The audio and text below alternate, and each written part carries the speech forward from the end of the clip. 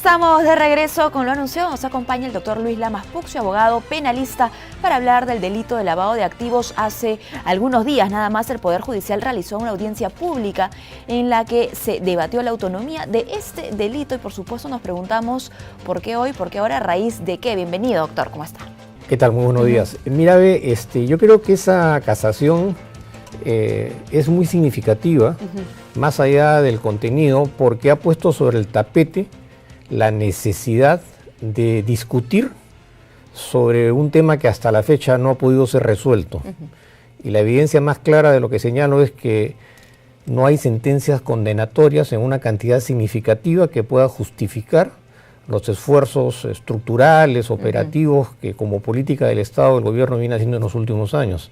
Entonces, esta casación está generando opiniones divergentes, algunas coincidentes, pero hay que debatir sobre el tema porque la legislación sobre el lavado de activos hasta la fecha no ha sido conducente en comparación a la magnitud del problema que significa el lavado de activos en el Perú en los últimos años. Eso, porque hay pocas sanciones, hay una mala interpretación de la norma, hay vacíos en la norma, ¿qué es lo que aún no se define que debería ser parte de este debate? Lo que pasa es que la ley que reprime el delito de lavado de activos en un artículo ha titulado una autonomía que en la práctica no existe.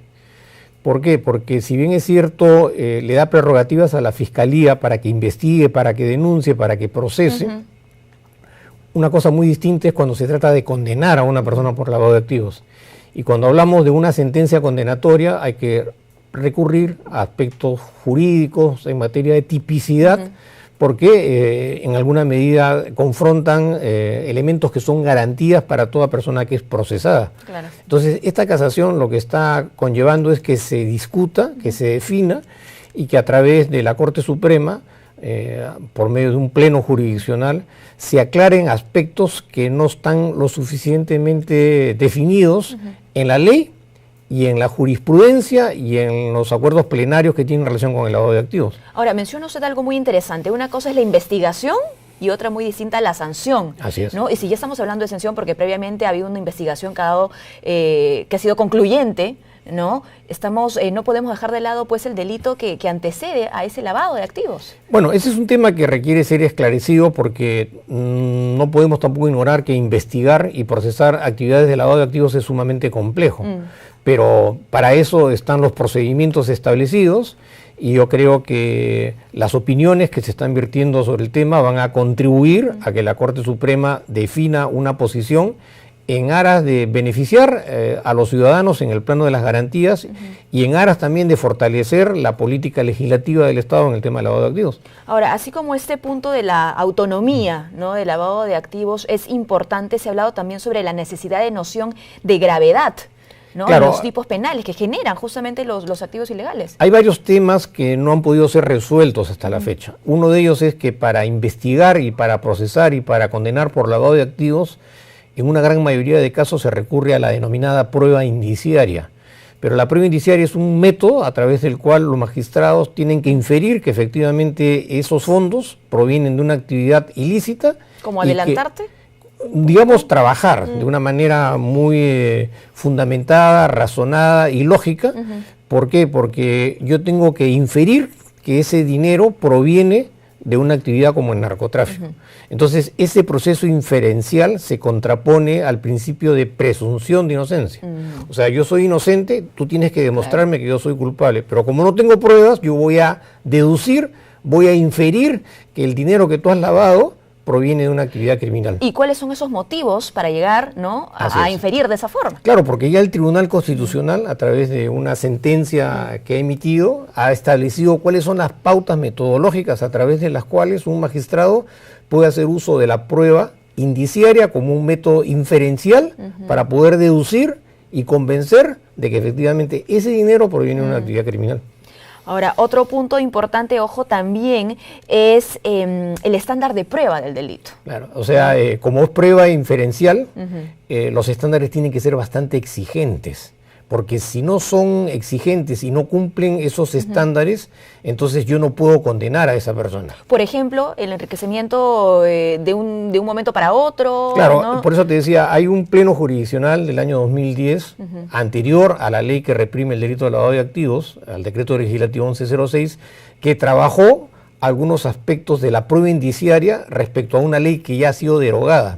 Pero como es un tema que ha adquirido mucha actualidad y ha ido evolucionando, los estándares probatorios tienen que cumplir con ciertas exigencias, porque de lo contrario yo no puedo condenar a una persona si no tengo las pruebas. Y como no tengo pruebas directas, tengo que recurrir a las pruebas indirectas, y las pruebas indirectas es justamente la prueba indiciaria. Entonces, una de las exigencias que se está planteando en este próximo pleno que va a salir publicado es que debe trabajarse los elementos de prueba para poder demostrar que efectivamente una persona participó y es culpable del delito de lavado de activos.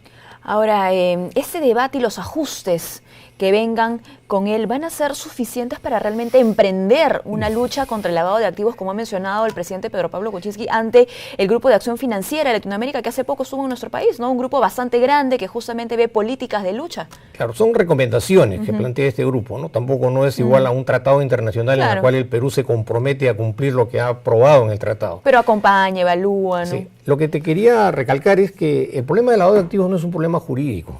Nosotros no lo vamos a resolver discutiendo y debatiendo sobre la autonomía o la no autonomía del delito de lavado de activos. Este es un problema de política de Estado, que involucra economía, que involucra legislación, que involucra al Parlamento, que involucra a los partidos políticos, que involucra la fiscalización de los fondos con los cuales se financian las campañas políticas, y que además tiene que ver con el ejemplo, con un Estado realmente decidido a luchar contra el lavado de activos en sus diferentes modalidades. Entonces, involucrarnos en discutir sobre si esto es jurídico o no es jurídico, si es garantista o no es garantista, claro, es un debate interesante. Y es la forma, en realidad. Es la forma, ¿no? Pero no es en el fondo, porque en el fondo hay otros problemas que son los que realmente motivan las acciones en materia de lavado de activos.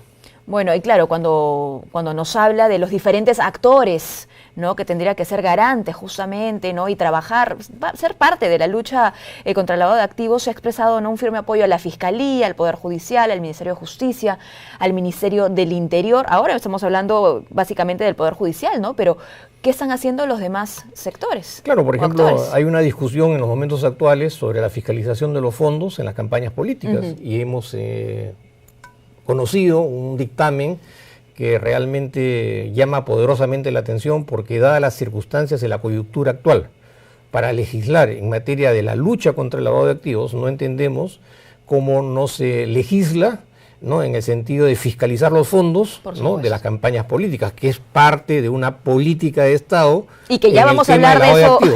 Y ya vamos a hablar de eso con los diferentes casos que lamentablemente se ve en nuestro país, claro, ¿no?, con expresidentes, con exmandatarios. Son casos emblemáticos que ponen en evidencia una situación que hasta la fecha no puede ser resuelta por una sociedad, por un Estado que gobierna un país, respecto a que los últimos 4 o 5 últimos mandatarios de una u otra manera están relacionados al tema del lavado de activos. Y como es fácilmente comprender, un mandatario pues es el funcionario más representativo, sociológicamente hablando, de un país. Y cómo entender que un país está decidido a luchar contra el lavado de activos cuando todos sus mandatarios están vinculados al tema. No, y es lamentable que, existiendo la oportunidad, ¿no?, y el escenario para el debate, se le dé la espalda. Sí, claro, porque como te decía, las leyes permiten establecer ciertos márgenes de diferenciación.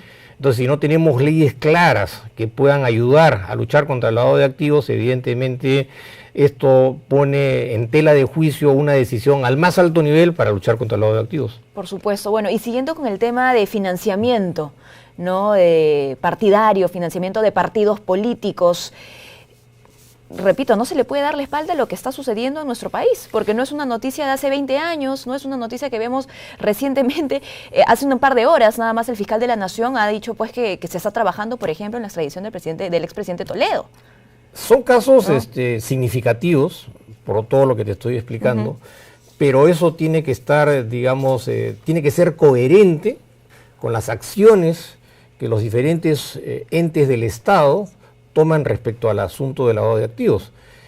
no se trata de declaraciones. Declaraciones, estamos bastante acostumbrados a declaraciones en la lucha contra el lavado de activos, que es un elemento que ha venido caracterizando los esfuerzos, entre comillas, para luchar contra este flagelo. Pero acá también se requiere de resultados y de acciones fuertes. ¿Por qué? Porque el tema de la corrupción está intrínsecamente vinculado al tema del lavado de activos. O sea, luchar contra la corrupción es luchar contra el lavado de activos. Y en ese sentido el aspecto normativo es fundamental, pero tienen que haber decisiones del más alto nivel que fortalezcan una política de Estado, como es el denominado plan de lucha contra el lavado de activos, ¿no?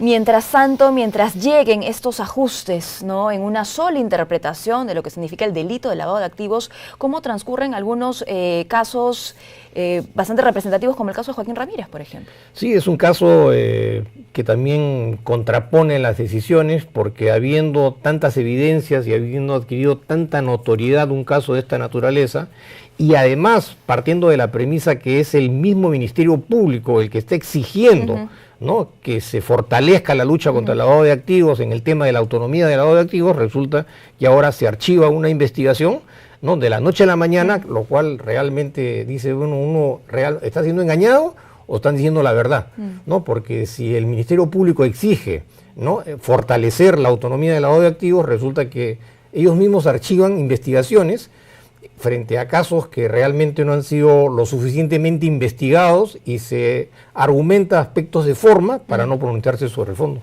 Bueno, y así como algunas investigaciones son archivadas, otras en este panorama han tenido más bien la ampliación, ¿no?, como es el caso del expresidente García.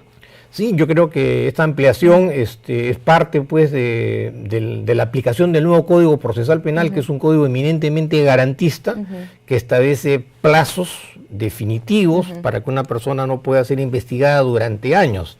Y mientras existan estas investigaciones y mientras surjan nuevos elementos indiciarios, esta investigación tiene que continuar. ¿Por qué? Porque no es cosa juzgada. En todo caso sería una cosa decidida.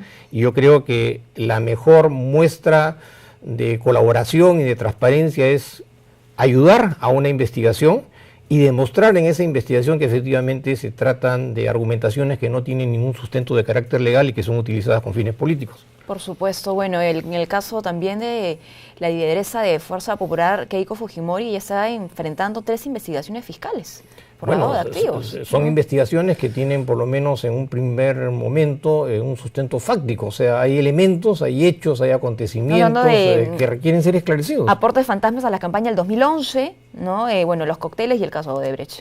Por eso te que decía, engloba, pues, a muchos líderes de nuestro país, claro, ¿no? es un círculo vicioso, ¿no? Sabemos si primero es el huevo, después es la gallina. ¿Por qué? Porque, claro, investigan, pero no se legisla y se dice no, es persecución política y son investigaciones que no tienen ningún sustento porque están en el marco de lo que se denomina como crimen organizado, cuando en realidad era una apoyada, pero no es así, pues. Yo creo que hay que colaborar con la investigación, hay que demostrar que efectivamente los fondos económicos con los cuales se financiaron estas actividades proselitistas tienen un origen ilícito.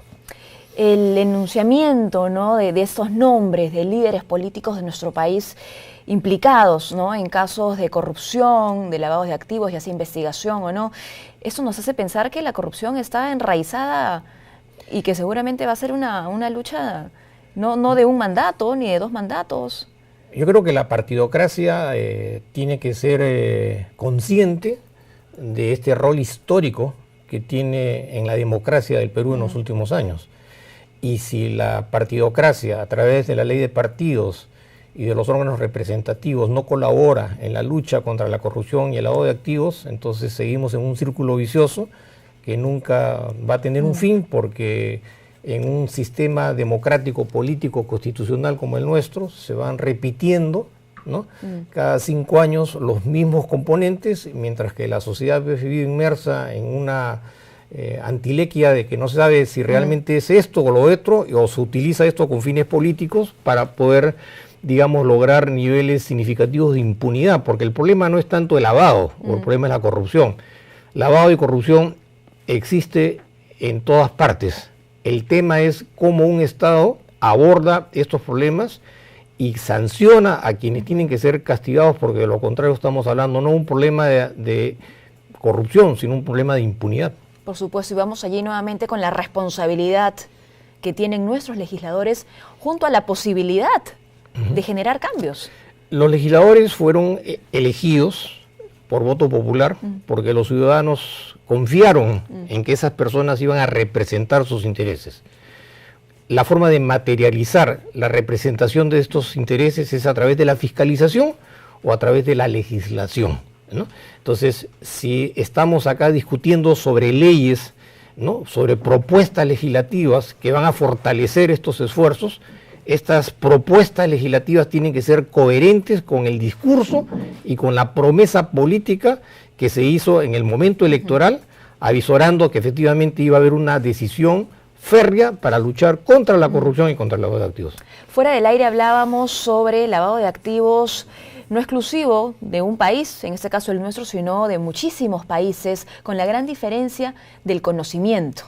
Claro, o sea, el conocimiento en el sentido de que para poder, condenar a alguien por el lavado de activos tiene que haber bases fácticas sólidas que demuestren que efectivamente las personas tenían conocimiento, que estos fondos provenían de actividades criminales y que por lo tanto se justificaría una sentencia de carácter condenatoria. Pero también hay que recalcar que el problema del lavado de activos es un problema global. Hay más de 150 paraísos financieros que su finalidad es esconder el dinero sucio. Y que si bien es cierto, en algún momento determinado divulgan o develan esta información, lo real y lo concreto es que si no se hubieran conocido estos hechos, estos paraísos financieros hubieran mantenido total silencio sobre el origen de estos fondos. Entonces, creo que también hay que estar conscientes de esa manipulación de lo que significa una política global respecto a 150 paraísos financieros que su finalidad es justamente esconder dinero sucio y que solamente lo develan cuando ya estos clientes están enjuiciados, pero si no es así, siguen manteniendo y protegiendo y fortaleciendo el anonimato de los orígenes de los fondos que están escondidos en esos paraísos financieros. El día lunes de la próxima semana, 4 jueces van a presentar sus ponencias, ¿no?, para el debate, para la votación finalmente de lo que viene a ser la interpretación del delito de lavado de activos. ¿Qué temas no deberían escaparse a este debate para realmente hacerle una lucha al delito? Mira, yo creo que es importante las opiniones de los magistrados, pero este es un problema que involucra a la sociedad y sobre todo a los abogados. Y yo lamento que hasta la fecha el Colegio de Abogados no tenga una posición clara respecto al tema. Es importante escuchar a los jueces, ha sido muy importante escuchar a los magistrados, pero también habría que escuchar a los abogados. ¿Por qué? Porque los abogados somos parte de todo este problema. Entonces, estamos a la expectativa de cuál va a ser el pronunciamiento de la Corte Suprema sobre el particular, y yo creo que más allá de las discrepancias, lo importante es avanzar y tratar de darle algún tipo de solución a un problema que hasta la fecha no pudo ser resuelto respecto al tema de lo que se denomina como autonomía del delito de lavado de activos. Muy bien, muchísimas gracias por acompañarnos. Hemos conversado con Luis Lamas Puccio, abogado penalista. A continuación, más información aquí en JN Noticias.